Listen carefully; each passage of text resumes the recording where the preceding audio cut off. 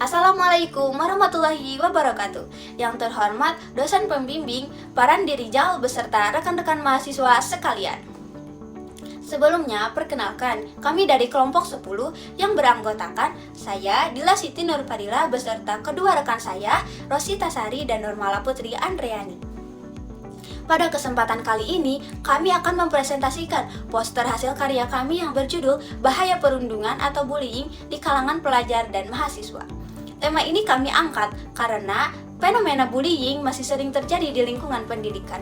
Banyak yang menganggapnya sebagai hal biasa atau hanya sekedar candaan. Padahal dampak bullying itu sangat serius, baik secara fisik maupun mental. Melalui poster dan presentasi ini, kami berharap dapat menumbuhkan kesadaran bersama untuk mencegah dan menghentikan tindakan bullying di sekitar kita. Kasus bullying di Indonesia terus meningkat setiap tahunnya. Berdasarkan pernyataan Menteri Sosial sebelumnya, hampir 40% kasus bunuh diri di Indonesia disebabkan karena perundungan. Hal ini menunjukkan bahwa perundungan bukan masalah kecil, melainkan persoalan serius yang bisa mengancam masa depan generasi muda. Kesadaran masyarakat terhadap dampak bullying masih sangat rendah. Oleh karena itu, kami ingin menumbuhkan pemahaman bahwa bullying harus dihentikan dan tidak dibiarkan berkembang baik di lingkungan sekolah maupun kampus. Poster ini kami buat dengan tujuan untuk memberikan pemahaman tentang bullying serta mengajak para pelajar dan mahasiswa untuk ikut mencegahnya. Kami berharap melalui poster ini, pembaca dapat lebih cepat mengenali bentuk-bentuk bullying, meningkatkan rasa empati terhadap korban, dan mendukung terciptanya lingkungan belajar yang aman dan nyaman. Selain itu, poster ini juga bisa menjadi pengingat bagi kita semua bahwa mencegah perundungan bukan hanya tugas guru atau pihak sekolah, tetapi tanggung jawab bersama setiap individu di lingkungan pendidikan. Menurut Kemendikbudristek 2021, bullying adalah perilaku yang tidak menyenangkan baik secara verbal, fisik, ataupun sosial, yang dimana bullying ini sering terjadi di dunia nyata ataupun dunia maya, dan korbannya sering merasa tidak nyaman ataupun sakit hati. Dan pelakunya biasanya perorangan ataupun sekelompok orang. Kemudian ada bentuk-bentuk dari bullying. Yang pertama yaitu fisik, yang dapat dirasakan secara langsung oleh korban. Contohnya mendorong, menendang, atau memukul. Yang kedua yaitu verbal, melalui kata-kata. Contohnya seperti ejekan ataupun kata-kata kasar. Dan yang ketiga yaitu psikologis, cenderung dapat merusak mental korban. Contohnya mengucilkan, mengabaikan, ataupun menyebarkan berita buruk tentang si korban. Dan yang keempat yaitu cyber.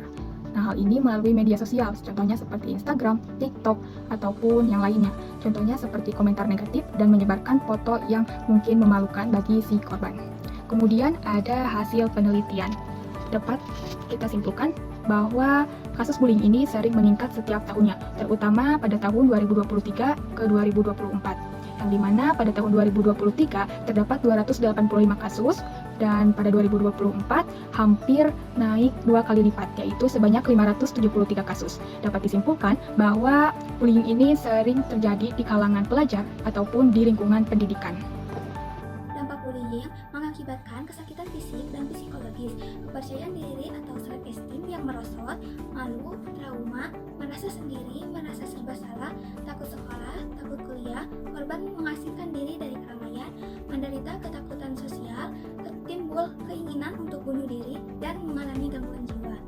Lalu, bahaya bullying yaitu muncul ketika perilaku ini berlangsung terus-menerus yang dapat memicu trauma, depresi berat, hingga resiko menyakiti diri sendiri atau bunuh diri. Selain itu, bullying juga berbahaya bagi pelaku karena dapat membentuk pola perilaku agresif yang terbawa hingga dewasa. Secara keseluruhan, bullying mengancam keamanan, kenyamanan, dan kesehatan mental lingkungan sekolah maupun masyarakat. Upaya pencegahannya yaitu pertama, dengan memahami dan menerima perbedaan tiap individu di lingkungan sebaya. Kedua, memperkuat peran orang tua dalam mencegah perundungan baik di rumah maupun di sekolah. Lalu yang ketiga yaitu bersama-sama dengan satuan pendidikan melakukan pengawasan terhadap kemungkinan munculnya praktik-praktik bullying di lingkungan sekitar satuan pendidikan. Kesimpulannya yaitu perundungan di kalangan pelajar dan mahasiswa adalah masalah serius yang berdampak luas terhadap kesehatan mental dan kualitas pendidikan. Setiap individu berhak merasa aman, dihormati, dan diterima di lingkungan pendidikan. Jadi, mari hentikan perundungan mulai dari diri sendiri. Sebagai penutup, kami ingin menegaskan bahwa perundungan adalah bentuk kekerasan yang harus dihentikan bersama.